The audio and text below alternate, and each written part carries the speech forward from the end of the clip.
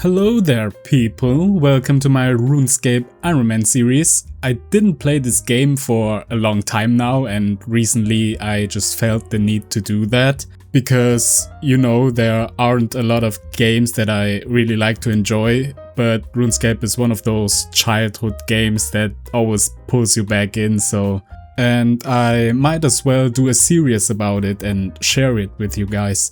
You are probably wondering why you should even watch a dude absolutely no-lifing a new Ironman account. Well, actually, you don't, honestly, but yeah, it would make me happy if you join me on this. Also, I will excuse me in advance because my English is not that good, it's not my native language, but I will still try my best. With that being said, I think we should just start, right? Our journey begins in Tutorial Island, which we will skip because we already know how to play this game and went straight to Lumbridge. And the first thing to do is to fix our player interface, like, ew, look at this mess. RuneScape is not very beginner friendly when it comes to player interfaces, but the good thing is that you can customize it how you like, right? And if you want my interface, just go to edit layout mode and type my name and choose the custom one option. Yeah, there you have it. It's not the best, but it works for me. And you can also go to the advanced options and customize the interface with a little bit more detail. But if you're already playing, then yeah, forget about it. When I was done with the interface, I completed the Blood Pact quest and the Restless Ghost for some quick quest points. And we also unlocked the catacombs with that. That's pretty neat. That will be a little bit important later on. That's about it with Lumbridge, I think. Later I went to unlock the various lodestones in RuneScape so we can teleport us to different locations because, it's better than walking. While I was doing that, I also went to the Barbarian Stronghold and got me some cash that's like 10k or something, and some boots, but I don't really use it. Later on, I spent some of the money to shard a ship to Catherby so we can unlock the other lodestones there, like Ardougne and Camelot, I would say that's money well spent, right? Also, when I was on my way to the Edgeville and Wilderness Lodestone, some kind of creature just attacked me, and that made me think that I don't really have that much HP. So I just went to the dig site and did the archaeology tutorial, and that rewards us with the Font of Life relic, which is pretty cool. It's nice to have that early on, because that gives us an additional 500 HP. That makes us practically invincible now. Later on, I went to Berthup and did some tasks because we want us to unlock the daily challenges because it's going to be very good XP in the future and it's nice to have, it's nice to have. And it didn't take that long, like we had to do some wood cutting, fire making and fletching and stuff. Yeah, that's basically it. Sometime later I did the Gothuxian Cache minigame. I don't really enjoy doing them because they are pretty boring, but the XP is very good and I managed to get over 80 points and that brought us all the way to level 15. That's quite nice, I would say, but it's still very boring. The best next thing to do in my mind was to do the Violet is Blue quest, which gives us 2 XP lamps. I used them for mining and smithing because we want to do the Knight's Sword quest. All we have to do now is to get a raspberry pie and 2 iron bars, and that's about it. Then we can start the quest. And let me tell you that, I didn't expect that, totally not. But yeah, I died. To these stupid ice warriors. They are hitting pretty hard. And that totally surprised me, not gonna lie. Anyway, I went back. Almost died again, but luckily I managed to get the Blue-Rite ore so we can finish up the quest. That brought us all the way to level 30 in smithing. That's pretty insane. For a low-level quest, honestly, it's crazy. But man, that experience taught me a lesson. Dying to an ice warrior is kind of embarrassing. But you know what? There is a nice way to make us a little bit stronger. And I think it's the Waterfall quest. It's fairly easy and it didn't took that long either. When we were done, we are rewarded with level 3 in attack and strength, and that's absolutely insane. By the way, you can also sell the mithril seeds in the general store to get some gold coins out of them. I did that and sold some other items too. With enough gold in our pockets, we can buy dual mithril scimitars. These are like tier 30 melee weapons that requires 30 in attack, which we now have, by the way, because of the waterfall quest. And this will be our first upgrade.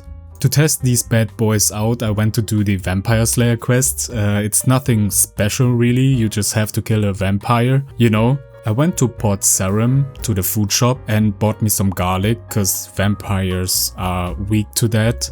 Duh. Also, you can buy flour here, which is pretty nice, I didn't know that. But yeah, now we know.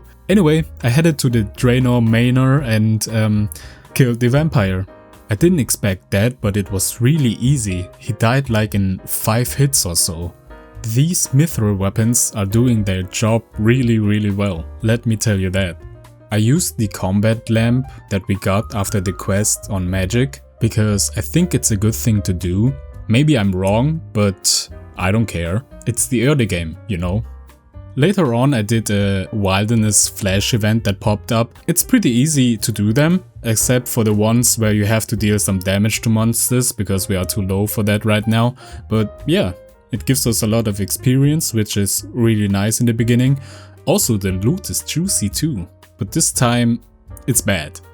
Well, later on I did some questing. I finished the Witch's House quest for some Constitution XP. That quest wasn't really hard, besides the fact that I almost died again. But that's because I was a little bit cocky after the vampire quest, honestly. But, you know, we did it.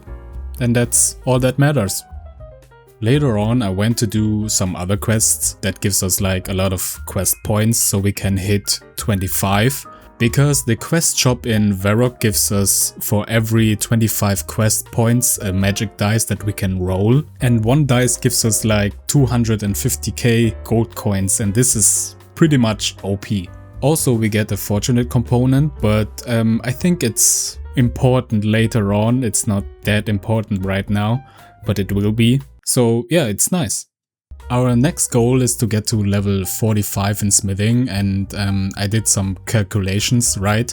We can set the level target of our smithing level to 45 and it shows exactly how much XP we need. In this case it's 46k XP, and we know that one mithril bar gives us like 120, and we can just take the 46k divided by 120 and we get 383. That's exactly how much mithril bars we need to get to level 45.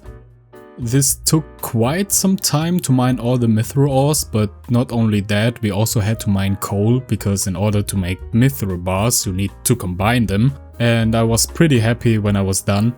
By the way, I choose the arrowheads because we can later use it for fletching, but also because it's very AFK. Just fill your inventory up with the items, smith them and go and do some other stuff, you know? It's pretty nice.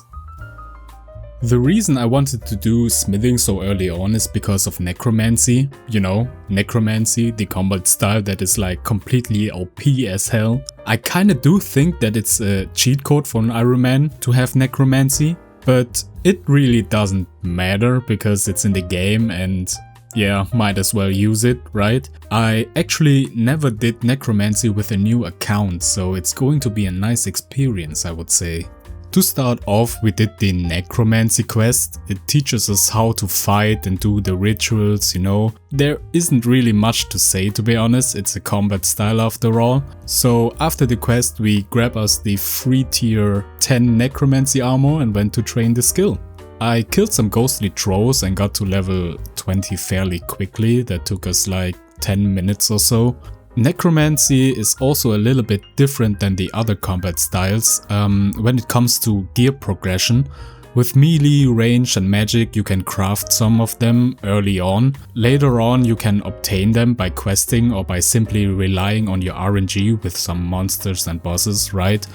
But with Necromancy you have to craft your weapons and armor all the way to tier 90.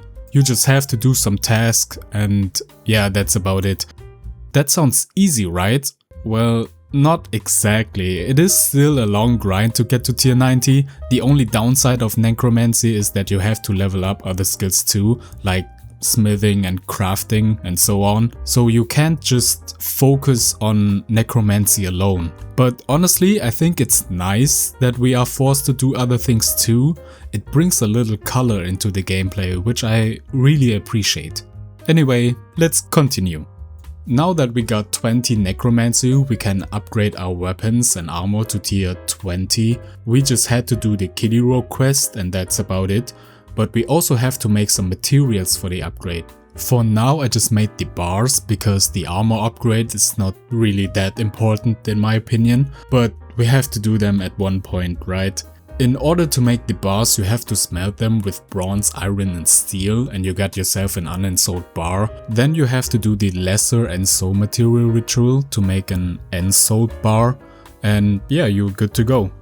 I made 14 of them because that is the amount to get to tier 50 and now we don't have to worry about that anymore. Anyway, we made the tier 20 weapons and went back to the ghost trolls. It was still pretty fast and I got to level 30 in like no time. I went back to Kili for a new task and yeah, we had to kill another 25 trolls. Gameplay, my friends. After that was done, we made our tier 30 weapons. Even though the trolls are good to train with, I think in the Lumbridge catacombs there are skeletons that are a little bit better because they give like 100 XP per kill and also give better loot as well. While I was leveling up, I decided to do some ensouled claws because we need them later for the armor upgrade. So I just went to the Port Serum magic shop where you can buy them because I'm too lazy to make them myself. We also have to do the lesser ensoul material ritual for them. So I went and did that and we got level 40 out of that. That's another upgrade. Yeah.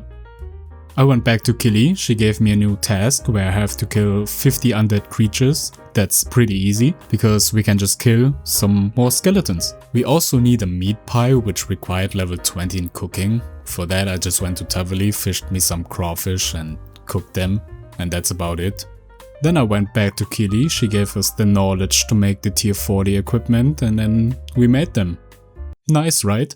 Sometime later I fished some trouts in Lumbridge to get some cooking levels up to make the apple pie later, because that is needed for the tier 50 upgrade, and when that was done I went back to the skeletons, but then I read that you need like level 32 Slayer in order to do the next Killy task. So yeah, I left the skeletons, went to Vannaka in Edgeville and did my first Slayer task. We got to kill some bears, so I went to Ardoin and got me some kills there. But they are hitting pretty hard though.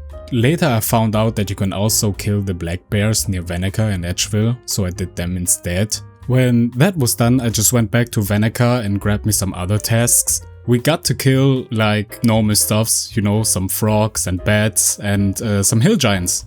While we were there, we got to level 50 in Necromancy, which is pretty nice. And when I came to the Cal fights, I decided to put the XP on defense because we are pretty low in that. So might as well put some juice into that.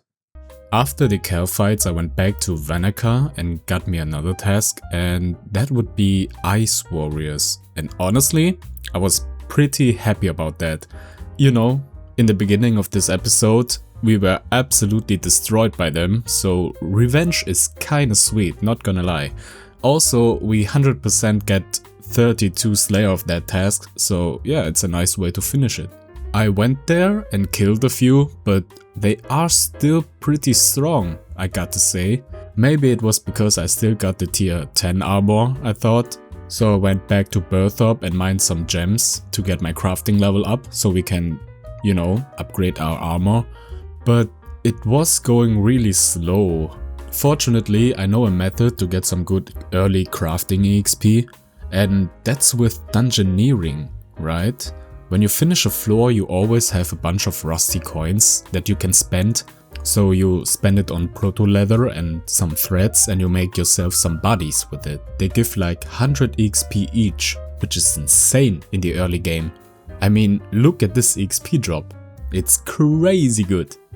I trained there until I was level 35 in crafting, cause that should be enough for now. That should get us to tier 40, but I only did to tier 30 cause I didn't have insult threads. I was too lazy to make them, honestly. I went back to the Ice Warriors and finished the Slayer task and yeah, level 32 Slayer. You probably know what I'm going to do next. Well, you're right. I went back to Kitty, she gave us another task where we have to get some Necromancy flippers, an apple pie and to kill 75 dragons. We also could do the 20 communion rituals, which is a little bit easier, but I decided to do the flippers first. And in order to do that, you have to do a mini quest where you help some dude in Port Sarim who is struggling with memory loss to get his memory back, you know, and yeah, that's about it. Mini quest completed. And now we are able to kill some Mogres. You also have to bring some explosives with you, which you can buy off the Slayer shop by any Slayer master, and yeah, then you are good to go. The location for them is like near the dwarf, which you gave the red berry pie to, so yeah, it's not really hard to find that place. Then you use the explosives on the water and lure them out, and then you can kill them. I don't know what the drop rate is for these flippers, but I got them fairly quickly. It took me like 2 kills or so. That's pretty nice. The next thing to do now is to make the apple pie, and let me tell you something. You can either get 32 cooking so you can get them free in the cooking guild, or you can kill some giant spiders with a small chance to get them dropped as loot. And we are playing RuneScape 3, where gambling is kind of a core thing here to do. So we absolutely have to kill the spiders, right? Well, that turned out to be a very bad idea, cause it took me like 40 minutes to get the apple drop. Man, gambling isn't worth it, I wouldn't recommend. But honestly, seeing the double apple drop brought me some joy. So it's kinda worth it, I guess. Anyway, I made the pie, and the only thing that is left to do is to kill the 75 dragons. But you know what? I kinda had enough of killing monsters over and over again, so I just did the 20 lesser communion rituals, because you can also do that to fill up the soul urn, you know. And yeah, we are finally done. We went back to Kili and got us the tier 50 necromancy weapons. Later I went back to the skeletons to get my defense level to 40, so we can do the armor upgrade also. Not much to say, I made the tier 40 armor and we are done. I think it's enough now for today. This video is getting kinda long, but it was very successful, I would say. Well, I hope you enjoyed the episode, even though the beginning of an Ironman account is always kinda slow and boring. But yeah, I hope you will also be here when the second episode is coming up, and until then, have a great time grinding. See ya!